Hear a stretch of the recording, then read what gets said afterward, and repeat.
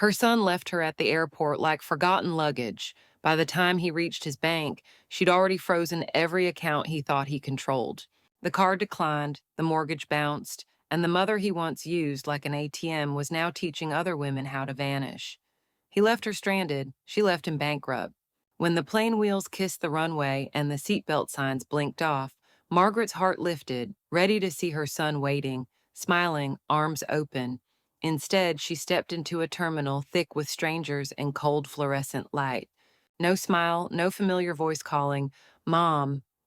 Only the sharp kiss of winter air sliding through the automatic doors, and somewhere inside her chest, something old and hopeful cracked quietly apart. He wasn't coming. Margaret tightened her grip on her small suitcase, her wedding band glinting briefly under the harsh airport lights. She stood near the passenger pickup area, shifting from foot to foot, pretending at first that maybe traffic had delayed him. Maybe there had been a mistake, a crossed wire. She pulled out her phone, thumb hovering over Adam's number. No new texts, no missed calls. She called once. It rang 4 times before dumping her straight into voicemail. His recorded voice suddenly sounding hollow, too young, too far away. Hey, it's Adam. Leave a message. She didn't. Instead, she lowered her phone, pocketed it, and inhaled deeply, the scent of exhaust fumes and burnt coffee filling her lungs. For a long, trembling moment, she stood there under the slow swirl of evening snow, waiting for something, anything. But airports are brutal places for hope. It took her exactly 7 minutes to realize she hadn't been delayed. She had been discarded. The cab driver barely glanced at her as she slid into the back seat, her suitcase thumping softly against the door. "Where to, ma'am?" he asked, voice rough with long hours. "Home," she said quietly, giving the address she hadn't changed in 30 years, the address Adam had memorized when he was 5 years old, the one he hadn't bothered to drive to today. The cab merged into traffic, headlights slicing through the snowy dark. Margaret stared out the window, her hands resting in her lap, knuckles pale. The city blurred past, holiday lights blinking cheerfully in windows, couples huddled close under umbrellas, shops throwing their last sales before Christmas. All of it rushed by, indifferent. Her phone buzzed once, a text, not from Adam. A marketing alert, "Miss you, ready for your next vacation." Margaret let out a short, bitter laugh. She pulled up her banking app instead. Her thumb hesitated over the screen, a single button glowing beneath Adam's smiling face, still set as her account's emergency contact. Emergency. Funny word, she thought. An emergency was supposed to mean something urgent, something worth dropping everything for, something worth showing up for, not something you forgot at baggage claim. She tapped into the account management settings. Joint access, Adam Andrews. Secondary debit card authorized under Adam Andrews. Beneficiary clause listed under Adam Andrews. It wasn't money he had earned, it was loyalty he had assumed. Margaret felt a strange calm settle over her, like stepping into a hot bath after a lifetime spent cold. She scrolled down to the control panel. Freeze access, a simple button. No alarms, no drama, just quiet. The cab hit a pothole, jolting her slightly. Outside, the city was already beginning to frost over, the sidewalks emptying, the wind picking up a mournful hum between buildings. She didn't flinch. She didn't hesitate. She pressed her thumb to the screen. Freeze account. Confirm. Yes. The screen blinked once, twice, and then a new banner appeared. Access suspended, pending authorization renewal. Margaret slid the phone into her purse. She leaned her head back against the cracked vinyl seat, the chill of the window seeping into her hair. For the first time in years, she wasn't waiting for Adam. And for the first time in years, he would have to find out what it meant to be left out in the cold. Outside, the traffic slowed near her block. The cab driver muttered something about road closures ahead. Margaret barely heard him. She was already planning the next step, because freezing one account wasn't the end. It was just the opening move. Some revolutions happen with gunfire and banners. Some happen in the back seat of a cab, with one silent woman staring into the rainy dark. Margaret didn't plan it. She didn't write speeches or draft revenge lists. She just decided, quietly, finally, that loyalty deserved better than betrayal. And in that moment, everything changed. The cab's heater sputtered weakly, filling the car with a lukewarm hum as it crept through the frozen city streets. Margaret leaned her forehead lightly against the glass, the condensation misting at every breath. Beyond the window, headlights blurred into ghostly streaks, and Christmas decorations blinked in tired surrender. She wasn't thinking about the airport anymore. She was thinking about 30 years of blind loyalty. After her husband died, too young, too fast, Margaret had tightened her entire world around Adam. Every parent-teacher conference, every scraped knee, every broken heart. She had been there, the invisible net always catching him. When Adam had his first big idea at 23, a startup app nobody even understood, Margaret hadn't hesitated. She cashed out part of her early retirement fund, smiling through the banker's warnings. "He's a dreamer," she'd said. "Dreamers need wings." She never told Adam what it cost her, how she skipped buying a second car, how she stretched meals, how she stayed at a job she hated 5 extra years. And when the app failed, when the investors pulled out, when Adam came home slumped and hollow-eyed, she simply hugged him tighter and said, "We'll find another way." The cab pulled onto her quiet street. The old brick row houses leaned tiredly against one another, dusted with snow like half-forgotten relics from another time. The porch light she'd left on shone weakly against the dark. The cab driver cleared his throat. "Here you go, ma'am." Margaret handed him the fare, her hands steady, her voice calm. "Keep the change." She stepped out into the freezing air, her breath puffing like smoke, and pulled her small suitcase up the cracked steps to her front door. Home. At least the skeleton of it. Inside, the house smelled faintly of cinnamon and old paper. Family photos lined the mantel. Adam's gap-toothed grin at 6 years old, his high school graduation, his wedding day. Trophies gathered dust on shelves, Little League championships, debate medals, certificates Margaret had framed with pride. None of it mattered now. Not the frames, not the sacrifices tucked behind every smiling picture. She dropped her suitcase by the door and moved toward her study with a purpose she hadn't felt in years. Her laptop hummed to life, bathing the room in cool blue light. Margaret logged into her banking portal. The familiar home screen blinked up, lists of accounts and balances. Ones Adam had assumed would always be there, waiting to catch him. She clicked on emergency access. Adam's name appeared, tied to every critical branch, a lifeline he hadn't earned, but always counted on. Margaret hesitated for just a breath. Then, with fingers steady as stone, she selected Remove Authorized User. Confirmation box. "Are you sure? This action is permanent." She clicked yes without flinching. The screen refreshed. Adam's name vanished like a leaf carried away on a silent tide. But Margaret didn't stop there. Her mind moved faster now, sharper. She opened a second window. A small legal firm's website blinked up, one she had researched late at night for months, just in case. She filled out the intake form with precise, careful clicks. Establish new trust account. Sole beneficiary, Margaret Andrews. No successor trustees unless personally appointed. By the time she closed the browser, her hands weren't trembling. They were steady, sure, free. Her phone buzzed on the table. A single simple text from the firm. Confirmation. Trust established under only your name. Margaret leaned back, the leather chair creaking, eyes fixed on the dark window. Somewhere, Adam still believed her loyalty was a leash he could pull. But tonight, Margaret had slipped the collar. She was on the quiet path back to herself. And the next time he reached, he'd find only empty air. Some prisons don't need locks, just guilt, obligation, old promises. Margaret hadn't realized how many threads Adam had tied around her, but she could feel how light life became as she cut them, one by one, no apologies necessary. Morning light crept through the blinds. The house was quiet, not empty, just hers. No errands, no transfers, no favors hidden in sweet-voiced demands. Today belonged to her. At the kitchen table, she opened her laptop. Years of covering Adam's debts, paying his forgotten bills, all managed in silence. Her eyes found it, card holder, Adam Andrews.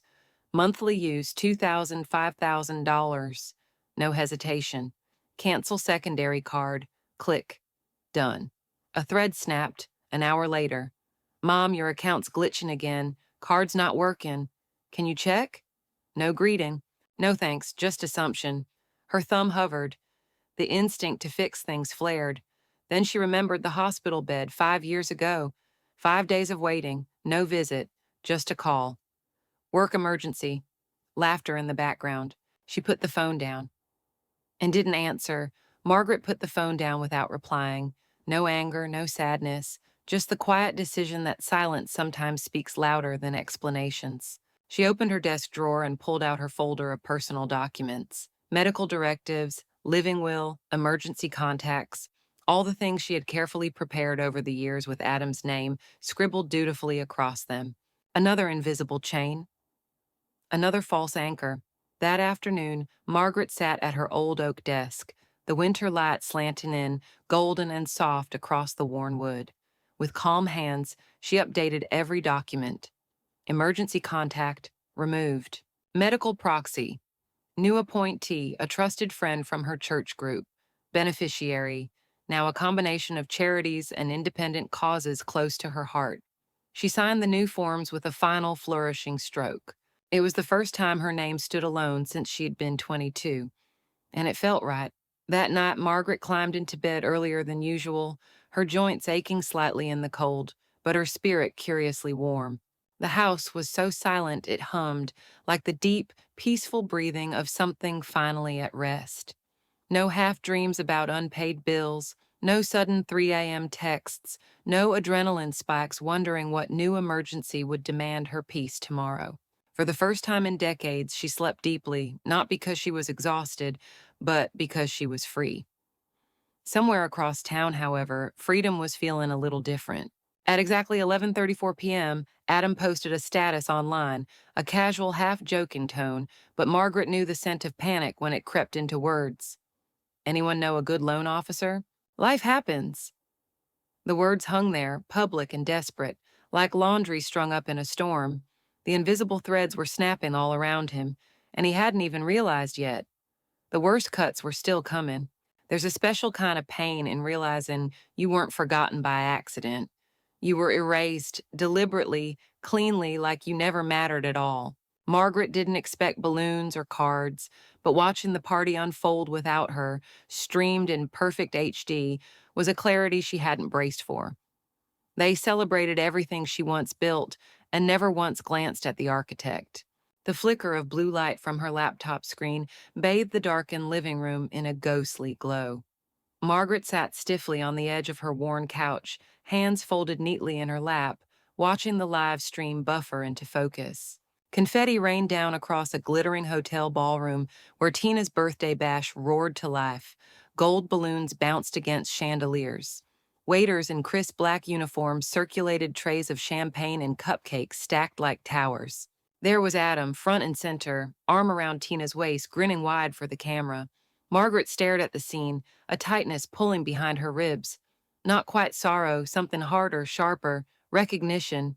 She had spent decades making birthdays magical, late nights, handcrafting dinosaur-shaped cakes for Adam when he was 6, buying cheap plastic crowns for his pirate-themed party at 9, sacrificing her only weekend off at 42 to host his surprise 21st birthday when none of his friends stepped up.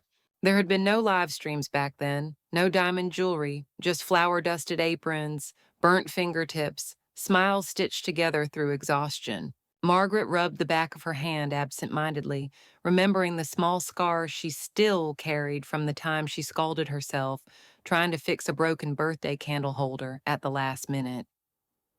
On the screen, Tina unwrapped a tiny velvet box. A gasp of delight followed. Diamond earrings, gleaming, perfect, catching the light just so as Tina twirled for the camera. The comments poured in, OMG, we are husband goals. She's so lucky. You guys are such a dream team. Margaret tilted her head slightly. She knew the box, recognized the logo printed in silver script. It was from an upscale jeweler she once helped Adam finance after his second business failed. Just a small favor, Mom. I swear I'll pay you back next month. He never did, but Tina wore the payoff now, dangling proudly from her ears, a glittering reward built from Margaret's sacrifice. The camera panned across the room, laughing faces, dancing bodies, flashes of wealth bought on someone else's back. Not once, not even once, did Adam glance down at his phone. No guilty texts, no missed calls, no invitation accidentally lost. She wasn't forgotten. She was irrelevant. Margaret sat back, her hand steady as she closed the laptop lid. The room plunged into darkness except for the faint golden halo of the lamp across the room. The house hummed quietly, the heater clicking on, the old walls settling. Margaret didn't cry. She smiled, a small, dangerous thing. Not of sadness, of strategy. She moved slowly, methodically, to her desk, opened her laptop again, not for live streams this time, but for something far more permanent. She logged into her private banking portal, the one Adam didn't know existed. The cursor blinked on a screen that offered quiet power. Open new international account. Margaret filled in the fields with clinical precision. Name, secure ID, private offshore location. Her assets would no longer sit within Adam's grasp, even if he woke up tomorrow desperate to claw them back. The final screen popped up. Confirmed transfer. She clicked yes, hearing the soft chime of success. The money began to flow slow, silent, unstoppable, just like her. Across town, Tina's laughter shrieked through party speakers. Across her own living room, Margaret's world finally went silent in the best way possible. She wasn't just cutting ties anymore, she was cutting oxygen. And by the time Adam realized it, it would be far too late. It wasn't the card decline that broke Adam. It was what followed, the slow realization that the life he'd depended on was no longer his. Some losses explode, others hum quietly under fluorescent lights and a cashier's indifference. At the store, Adam piled groceries onto the belt, Tina's passive-aggressive list of overpriced, pretentious items. He didn't check prices, he never had to. That's what Margaret was for, or so he thought. $246.89, the cashier said. Adam swiped. Declined. Tried again. Declined. A cough behind him, shuffling feet. Maybe call your bank, the teen said flatly. He laughed awkwardly, abandoning the groceries and stepping into the cold. His hands shook as he called the bank. After a long hold, a syrupy voice finally answered. Mr. Andrews, the account is frozen, pending verification of primary ownership. What? That's my mom's account. I have access. I'm sorry, sir. Your authorization was revoked. All secondary access is under review. Adam stared at the wheel, heart pounding. He wanted to scream, but deep down he knew he was no one. Not in the system, not anymore. Meanwhile, across town, Margaret sat in a sun-drenched office lined with law books and soft rugs. Her estate lawyer, a sharp-eyed woman named Ms. Carter, slid a thick folder across the mahogany desk. All finalized, she said crisply. Every asset moved, every account secured. Your legacy is now protected, fully independent of any external claim. Margaret nodded, the weight of years lifting from her shoulders like a discarded winter coat. She picked up the pen without ceremony. With a steady hand, she signed the final page, effective immediately, all independent control. Somewhere in a supermarket parking lot, Adam's panic was morphing into rage. He called Tina. She picked up mid-scroll through social media, irritation already crackling in her voice. What's your problem now? My card declined, Adam hissed. Twice, Mom froze everything. Tina scoffed. I told you not to rely on her forever. She's old, Adam. She doesn't know what she's doing. She does, he snapped. She planned this. Silence crackled on the line, and for the first time, Adam heard it in Tina's voice, the thinly veiled contempt. No, you need to get control back, she said, venomous, before she squanders everything. Adam's jaw clenched so hard it hurt. Control. The word rattled around his brain like a loose screw. In the lawyer's office, Margaret leaned back, feeling the sunlight warm her face through the wide windows. For the first time in decades, her future wasn't being dragged behind someone else's sinking ship. She had steered herself free. She had done it silently, and she was just getting started. At that moment, Adam sat slumped in his car, watching the empty balance on his banking app, his heart hammering in his chest. He didn't know it yet, but the woman he had once seen as a safety net had cut every last thread, and the fall would be harder and lonelier than he could ever imagine. Dreams built on borrowed ground don't collapse all at once. They rot slowly. Adam hadn't realized it yet. He still thought Margaret's silence was temporary, that she was waiting. She wasn't. The first real crack came on a gray Tuesday in a plain envelope. Adam tore it open casually, expecting junk mail. Instead, notice of mortgage payment failure, account delinquent, immediate action required. His gut tightened. Must be a mistake, he told himself, flipping through the pages. But he knew. The auto payments Margaret had always handled were gone. The net was gone. Moments later, Tina slammed the front door, bags in hand. "Explain this," she snapped, shoving the letter at him. He forced a laugh. "Bank glitch, Mom'll fix it, she always does." Even he didn't believe it. Tina's eyes narrowed. "Fix it, or we're done looking like fools." She turned and stormed upstairs, each heel strike a warning shot. Across town, Margaret sat at her kitchen table, a cup of warm chamomile tea steaming between her hands. She hadn't opened any of Adam's desperate text messages. She hadn't answered his calls. Silence had become her shield and her sword. She had spent too many years filling the gaps Adam left behind, patching holes he ripped open, financing dreams he never respected. Flashback, Margaret, outside Adam's college dorm room, holding back tears as she helped pack his things after he flunked out freshman year. No anger, no lectures, just silent support, writing another tuition check, while Adam promised, next time will be different. It never was. Another job lost, another failed startup, another sudden emergency she was expected to absorb without thanks. Now, Adam's world was crumbling, and Margaret wasn't racing to rescue him. She folded her hands calmly over her tea, listening to the peace she had bought for herself, sip by sip. Outside, a sparrow chirped on the windowsill, oblivious to the chaos unraveling miles away. Inside, Margaret's laptop buzzed with another alert, this one from Facebook. Curious, she clicked it open. Tina had posted a cryptic message. "Some people only support you when it's convenient. Some parents forget their responsibilities." Sad. Dozens of likes, pitying comments from strangers. Margaret smiled faintly. Let them think what they wanted. She owed no one her story, least of all those who'd written her out of theirs. With quiet resolve, she opened a travel site. White sand beaches, turquoise waters, luxury spas, each image more tempting than the last. No guilt, no hesitation. She booked a 5-star oceanfront retreat, private villa, daily massages, sunset cruises, zero contact, payment, her private offshore account, no permission required. When the confirmation email arrived, she leaned back content. It wasn't loud triumph. It was quiet, deep, and earned. You chose you. Meanwhile, at the house Adam once called his, an envelope marked, "Final notice," hit the floor. But Margaret would never see it, and she wouldn't be the one fixing it. Freedom doesn't shout. Sometimes it's a plane ticket, a packed bag, and a heart done waiting for apologies. She didn't look back when the plane lifted. Some places you don't escape from, you rise above them. The resort shimmered on the horizon. White villas, blue-green waters, salt air heavy with peace. A staffer met her with a smile and a chilled glass. "Welcome to Coral Bay Sanctuary." Margaret exhaled.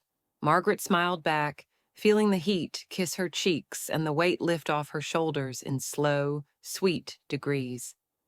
Her villa overlooked the sea, perched high enough that the morning waves whispered against the rocks like secret lullabies. Inside, everything was soft neutrals and flowing fabrics, white curtains that danced on the ocean breeze, cool tile floors, a bed big enough for dreams she hadn't dared have in years. She dropped her suitcase by the door, kicked off her shoes, and padded barefoot onto the balcony.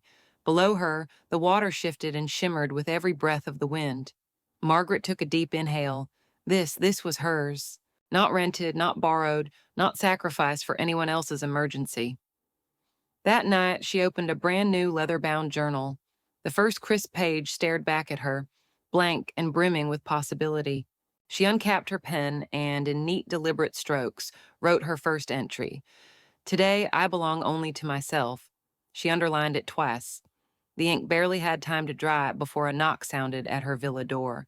On the porch stood a woman in her early 70s, short silver hair, mischievous smile, tan skin weathered like well-loved leather. "Hope I'm not intruding," she said, holding up a bottle of wine like a peace offering. New arrivals stick together around here. Name's Eleanor. Margaret laughed, a real bubbling laugh she hadn't heard from herself in years. Come in, she said warmly. They drank wine on the balcony, swapping quiet stories of lost husbands, selfish children, and the joys of finding new lives when nobody thought you would. By midnight, Eleanor had convinced Margaret to sign up for morning sailing lessons. And poker nights, too, Eleanor added with a wink. Nothing says freedom like bluffing a retired CEO out of his resort tokens. The next few days slid by like warm honey, mornings learning to sail, afternoons spent at the spa, evenings laughing around bonfires, with other women who had all survived. Something. Margaret bloomed in the salt air. Every day she grew lighter, stronger, more certain that choosing herself hadn't been abandonment, it had been survival. Back home, Adam's world shrank with every ignored call. He tried once, twice, 6 times. Voicemails stacking up like junk mail, each one angrier than the last. Margaret watched the screen flash his name once and calmly swiped, block contact. No drama, no shouting, just peace. But some people don't go down quietly. The warning came 2 days later via an email forwarded from her lawyer, Ms. Carter. Subject line, Notice of Intended Legal Action. Tina's name gleamed nastily in the signature. The email was a mess, half threats, half demands, all soaked in desperation. Claims that Margaret was mentally unfit, that she had been coerced into freezing accounts, that Tina and Adam deserved access for her own good. Margaret closed the email without blinking. She poured herself a second glass of wine, feeling the ocean breeze curl into her hair like a blessing. They could scream into the void all they wanted. She wasn't listening anymore. Tomorrow, Eleanor had promised to take her to a secret beach where the water was so clear you could see your own reflection smiling back. Margaret planned to swim out as far as she could and leave the last shards of guilt behind in the foam. Words can wound deeper than any knife, especially when they're written in legal ink. Adam and Tina thought Margaret would crumble under pressure. They forgot paper cuts bleed too, and Margaret had spent a lifetime learning how to bleed quietly and survive. Now she wasn't bleeding anymore. She was carving lines they dared not cross. The sun was high over the resort when Margaret's phone buzzed softly on the balcony table. Not a call, not a desperate voicemail, an email. Subject, cease and desist, confirmation filed successfully. Margaret sipped her fresh pineapple juice, smiling slightly at the clean finality of those words. The lawyer, Ms. Carter, had been thorough. The letter sent to Adam and Tina laid out every boundary in cold clinical language. No direct or indirect harassment, no unauthorized financial access attempts, no false public claims of guardianship, abandonment, or elder exploitation. Violation meant automatic escalation to court proceedings. Margaret hadn't needed to raise her voice, she had simply raised the stakes. Meanwhile, across town, Adam ripped the envelope open with shaking hands. The paper trembled in his grip as Tina read over his shoulder, her face flushing dark red. She can't be serious, Tina hissed. She's threatening us. Adam crumpled the letter, slamming it onto the counter. This is your fault, he snarled. You pushed too hard. Tina's eyes narrowed. She started it, thinking she could cut us off after everything we did for her. Neither said aloud the one truth pulsing between them. They hadn't done anything for Margaret. They had only taken. And now, the bill was coming due. Margaret, however, was miles away, emotionally and soon geographically. That afternoon, in the cool marble lobby of the resort, she signed the final papers on her second condo purchase, a cozy, sun-drenched unit in a small coastal town overseas. An investment property, yes, but also a second safe harbor. Freedom had a price, and Margaret had paid it in full. She tucked the paperwork neatly into her new travel folder, the edges crisp, untouched by greedy fingers. As she sipped a cappuccino under the shade of a palm tree, a memory floated back. Young Margaret, barely 30, standing outside a travel agency window, staring at glossy posters of Greece, Italy, the Maldives, dreaming of trips she'd never taken, always putting off adventure for one more year, one more responsibility, one more emergency Adam couldn't handle alone. She had promised herself back then, someday had finally arrived, and no one, not guilt, not blood, not obligation, was going to steal it again. That evening, Margaret met Eleanor for sunset cocktails at the outdoor lounge. News travels fast in small towns, Eleanor said with a grin, sliding her phone over. A Facebook post blared across the screen. Elderly mother abandoned by greedy lawyers. Tina's name sat proudly at the top, dripping with fake concern. Margaret chuckled. They're playing the sympathy card. Let them, Eleanor said, clinking glasses. You own your story now. Margaret leaned back, the golden sunset washing over her face. She wouldn't respond. She didn't need to. Her life would speak louder than their lies. Tomorrow she'd sail again, swim under stars bright enough to erase old scars. And Tina's drama, it would vanish into the noise, unnoticed. Some battles aren't fought in courtrooms, but in comment threads and blurry screenshots. Tina and Adam shouted. Margaret showed proof. When the dust settled, only truth would remain. Tina's post spread like wildfire. Comments, shares, emojis poured in. Poor mother. How heartless. Strangers painted Margaret the villain of a story she never told. They donated, judged, prayed, all without knowing her side. But Margaret didn't need the internet's approval. She had peace. And that was louder than any post. Margaret scrolled through the post slowly, her face unreadable. Eleanor leaned over her shoulder, shaking her head. They're building a bonfire, she said, without realizing you're the one holding the matches. Margaret set her phone down carefully. No, she said softly. I'm just holding the truth. Back home, Adam couldn't help but smirk as he watched the attention balloon. Public sympathy, he said smugly, sipping cheap whiskey. Always works. Tina lounged nearby, phone in hand, liking every comment that painted them as victims. They thought they were winning. They didn't know Margaret had already started her quiet counterattack. Margaret hadn't come to the resort unarmed.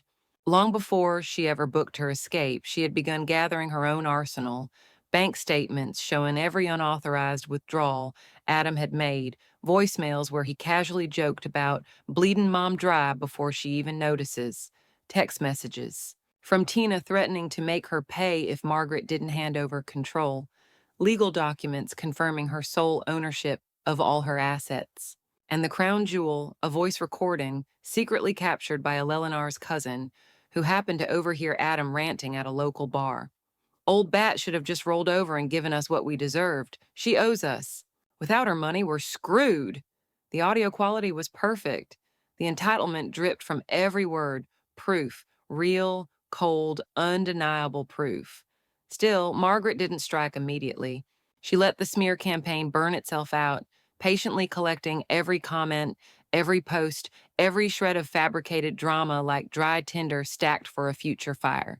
Every screenshot dated, every lie carefully archived. Eleanor marveled at her restraint. Why not hit them now? She asked one afternoon as they watched the sun melt into the ocean. Margaret sipped her tea, the golden light catching the quiet steel in her eyes. Let them dig their own grave deeper, she said. The fall hurts more when you don't see it coming. Then, on an otherwise perfect Thursday morning, as Margaret lounged by the infinity pool, a resort staffer approached with an apologetic smile. Ms. Andrews, a courier arrived for you. Official documents. Margaret accepted the envelope without a blink. Inside, a lawsuit notice. Allegations of elder neglect and financial incompetence. Filed by Adam and Tina. Filed under lies and desperation. She let the paper fall onto the poolside table, lifted her drink, and smiled. This wasn't an attack. It was their mistake. They'd made it official. Now it was her turn, not in public opinion, but in court, where facts, not pity, win. They expected her to cry, stammer, break, but Margaret came armed, not with emotion, but with evidence. Not raised voices, but raised receipts. The courtroom smelled faintly of floor polish and fear. Margaret entered in a slate gray pantsuit, pearls, and quiet confidence, the same calm she'd worn to her husband's funeral, dignified, unshakable. Across the room, Adam and Tina sat beside a jittery young lawyer flipping through folders. Tina wore black, already tear-streaked. Adam avoided her gaze. The judge, silver-haired and no-nonsense, adjusted her glasses. Case 143, Andrews versus Andrews, she said. Allegations of elder neglect and financial incompetence. Plaintiff, proceed. Margaret didn't flinch. She was ready. Adam's lawyer stood. His voice quivered as he launched into a shaky monologue about generational confusion, family breakdown, and a vulnerable woman who had clearly been taken advantage of by manipulative third parties. Margaret didn't flinch. She waited silently, like a fuse. When it was her turn, her lawyer, Ms. Carter, rose with quiet confidence and opened a single manila folder. Your Honor, she said smoothly, my client has no need to speculate or dramatize. We offer only proof. She placed 3 neatly stacked binders on the bench, one for the judge, one for the opposing counsel. One she opened in front of the room, flipping to the first page with a satisfying snap. Exhibit A, text messages from Mr. Adam Andrews requesting funds under false pretenses. The next page. Exhibit B, bank statements showing thousands transferred from Margaret's account to cover their rent, car payments, and personal luxuries, none of which she authorized long term. Flip. Exhibit C, a voicemail dated 2 months before this lawsuit. Mr. Andrews clearly stating, and I quote, she's losing it. Once we get control, we're set for life. The courtroom went still. Even the judge arched an eyebrow. Tina paled. Adam shifted in his chair like the air had turned poisonous. Margaret just sat still, her hands folded, her silence louder than any defense they could have given. The judge spoke at last. Plaintiffs, would you like to respond?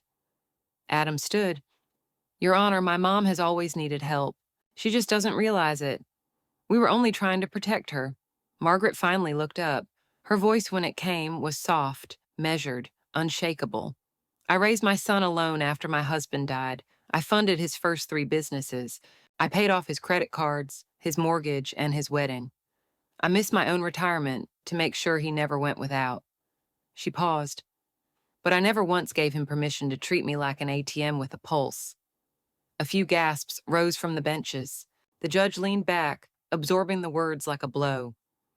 I may be old, Margaret continued, but I'm not broken. I did not forget who I was. They did. The ruling came swift and clear. All claims dismissed. Plaintiffs are fined for filing a frivolous suit. This court recognizes Margaret Andrews as legally, mentally, and financially competent in full. Tina's mouth fell open. Adam dropped into his seat, face flushed. Margaret stood and nodded once at the judge. She didn't gloat. She didn't smile. She just walked out, shoulders straight, heels steady on the tile floor, as if the weight of years had finally lifted from her spine. Outside, a journalist was already waiting. Ms. Andrews, is it true your son left you stranded at an airport? Margaret paused only briefly. Then she slid on her sunglasses and replied, That's not where he left me. That's where I left him. By the next morning, the headline was everywhere. Mother left stranded at airport wins lawsuit against son for financial exploitation. The comments flooded in, supportive, furious, inspired. Some shared their own stories. Others simply wrote, Good for her. Finally, a parent who fought back. Margaret read the headline once, then she folded the paper, placed it on the table beside her morning tea, and watched the waves roll in through the open window. She didn't need applause. She had her freedom, and it sounded like the ocean. They thought they were living on her money, but Margaret knew better. They were living on her silence. When the silence ended, so did everything else. You don't feel a roof vanishing all at once. You feel it leak, creak, collapse. The tow truck didn't arrive with drama. It hummed quietly down the cul-de-sac like it belonged there. Adam watched from the front porch, arms folded, jaw clenched as the driver climbed out and made no eye contact. The man moved with muscle memory like Adam was just another name on a long, exhausting list. You can't just take it, Adam barked, stepping forward. The man handed him a clipboard without looking up. Missed 3 payments, bank's orders, nothing personal. But it was personal now, all of it. That afternoon, a foreclosure notice appeared on Adam's front door, bright yellow, taped so hard it tore the paint. Tina saw it first. Her face hardened. I told you she wouldn't let this go, she snapped. You couldn't even get her to settle. Adam rubbed his temples, exhausted. She's cut everything off, calls, emails. I even wrote an apology. Tina's laugh was bitter. Too little, too late. 2 days later, she left, with her bags, her heels, and the last piece of their illusion. Her parting words, I married you for stability. Now you can't even keep the lights on. Meanwhile, halfway across the world, Margaret's morning began with peace. She stood on the balcony of her beach condo, coffee in hand, sun on her skin. The air smelled of salt and citrus. She scrolled through emails, deleting junk, until one caught her eye. Visa renewal confirmation, approved. Her smile was slow, certain. No begging, no deadlines, just freedom. That evening, over tapas and laughter by the water, she met Eleanor and Ms. Carter, her lawyer-turned-friend. Ms. Carter passed her a brochure. Financial literacy workshops for seniors, she said. Someone recommended you. Margaret raised her glass. Late was better than never. Margaret blinked at the title. Take Back the Ledger, Teaching Women to Guard What They Built. She traced the embossed lettering with her finger. Why me? Ms. Carter smiled. Because most people wait for permission. You rewrote the rules. Margaret folded the brochure and tucked it into her purse. I'll think about it, she said. But a small fire was already catching in her chest. The idea of showing others how to cut invisible chains, how to defend themselves quietly, how to stop saying yes when the cost was everything they were. Back in the States, Adam sat alone in a darkened living room, scrolling through news articles he used to mock. Articles about financial abuse, about consequences, about how quickly the world forgets you when you run out of people to exploit. Every click echoed like a door slamming shut. Every empty voicemail, a reminder, she wasn't coming back. They tried to take her money, her voice, her identity. But Margaret had something they couldn't steal. Experience sharpened by betrayal, wounds that had healed into wisdom, and now she wasn't guarding her legacy. She was building it, one woman at a time. The room wasn't large, just a sunlit space in the back of a local library in a coastal town where tourists came for the views and stayed for the quiet. But to Margaret, the fold-in chairs filled with silver-haired women felt more powerful than any courtroom, more sacred than any resort balcony. She stood at the front behind a humble wooden podium, her voice steady as she read from the first page of her notes. Your name belongs on your own bank account. Your signature belongs on your freedom, and your story, it belongs to you, not to the people who edited you out of theirs. Silence followed, then soft murmurs, then heads nodding. Then one woman whispered, finally. It had started with a single call.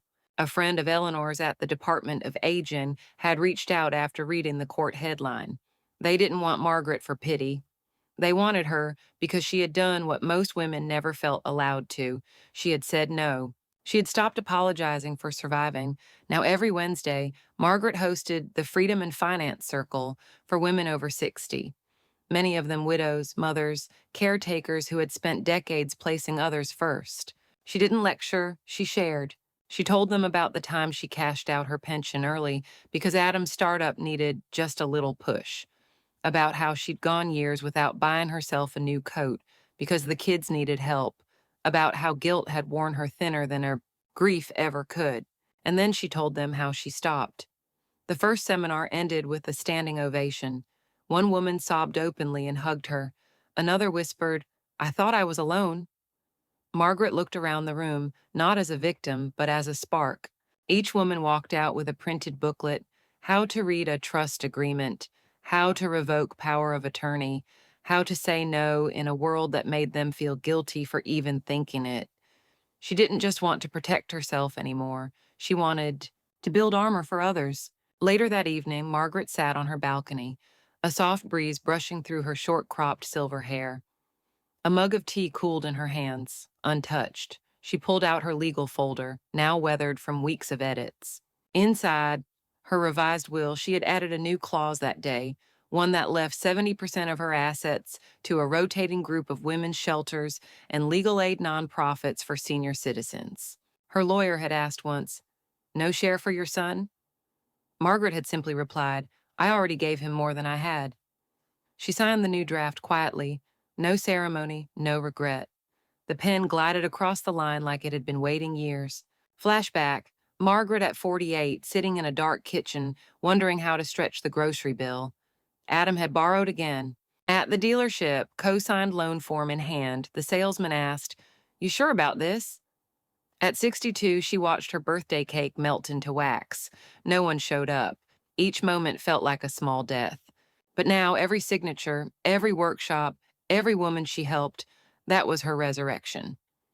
The next morning, she checked the mail out of habit.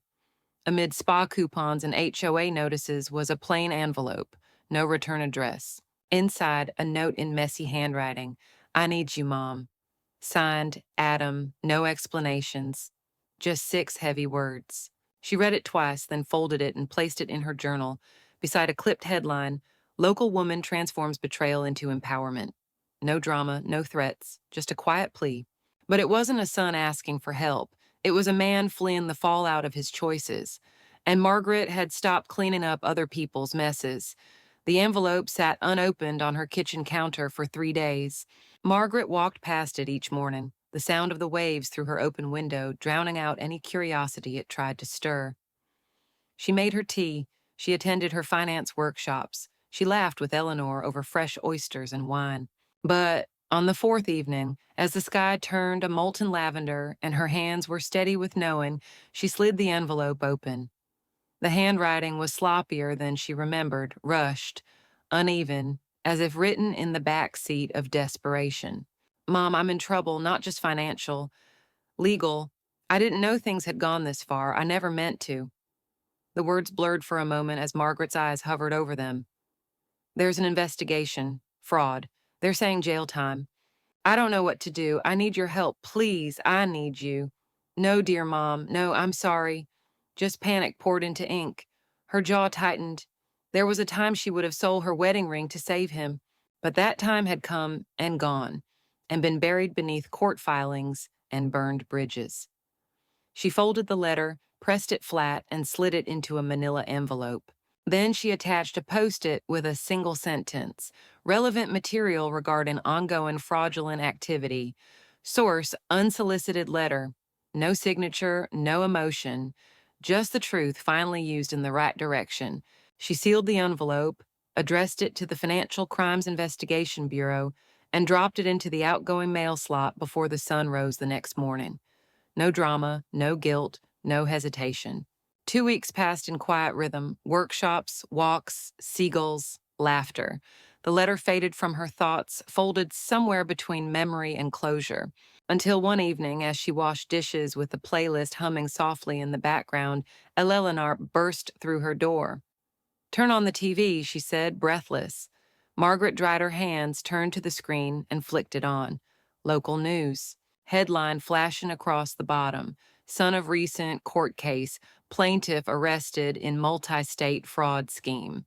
And then his face, Adam in a mugshot. His expression dazed, hollow, defeated. She didn't flinch. She didn't gasp. She just stood there, the sponge in her hand dripping slowly into the sink. The anchor's voice continued: "Adam Andrews, 38, was taken into custody this afternoon, following a months-long investigation into check fraud and fraudulent financial filings tied to frozen joint accounts and misappropriated emergency funds." Eleanor placed a gentle hand on Margaret's shoulder. "You okay?" Margaret nodded once. Yes, and she meant it. Flashback: the day Adam was born, how small he looked, wrapped in blue hospital blankets, how she had whispered to him, "I'll protect you from everything." But some battles, she learned, weren't hers to fight, especially not when he became the danger. That night, she journaled one line: "I opened his letter, then I closed the chapter." In the morning, she brewed her strongest coffee, stepped out onto the balcony, and let the sea wind lift the ends of her robe.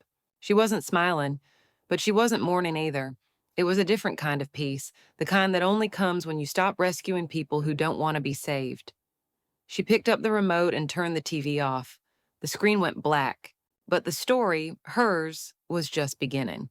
The news faded to commercial. Margaret turned from the screen and toward a future that finally belonged to her. The tide hadn't asked what she carried. It simply pulled away what no longer served her: guilt, regret, a lifetime of unanswered apologies. And Margaret let it go. At sunrise, she stepped barefoot onto the beach, the cool sand soft between her toes. She hadn't slept much, but for once, Her mind was quiet. No lists, no voicemails, no one else's needs. Today was hers, her 70th birthday. She'd invited no one but the ocean. The breeze tugged at her linen dress as she walked. Around her, joggers, children, families. But no one stopped her, no one needed to. In her hand, she held a small stone, warm from her grip. One word etched into it: closure. Eleanor's gift, no rapping, just a whisper. It's time. At the water's edge, a wave kissed her ankles, the salt stinging a small cut. She didn't flinch. She exhaled. This is where it ends, she whispered, and where I begin. Then she tossed the stone. No dramatic gesture, no need to watch it land. She closed her eyes, felt the wind rush over her, and smiled. She was free. Flashback: Margaret at 32, holding a baby Adam, whispering promises she'd break for the sake of his future. Margaret at 54, signing over her savings for his third business idea. Margaret at 60, eating alone on her birthday while Tina posted beach selfies. Now, those versions of her felt like characters in someone else's life. The woman standing on this sand wasn't desperate. She wasn't owed. She wasn't waiting. She was free. Back in her condo, sunlight poured through the balcony doors like warm syrup over polished wood. A vase of tulips waited on the kitchen counter, her own gift to herself. She brewed a strong espresso, humming to herself, as the machine hissed and sputtered. A thin envelope waited on the floor beneath the front door. She hadn't noticed it earlier. She picked it up, turning it over. No stamp, no return address. Inside, a short letter, printed on embossed resort stationery.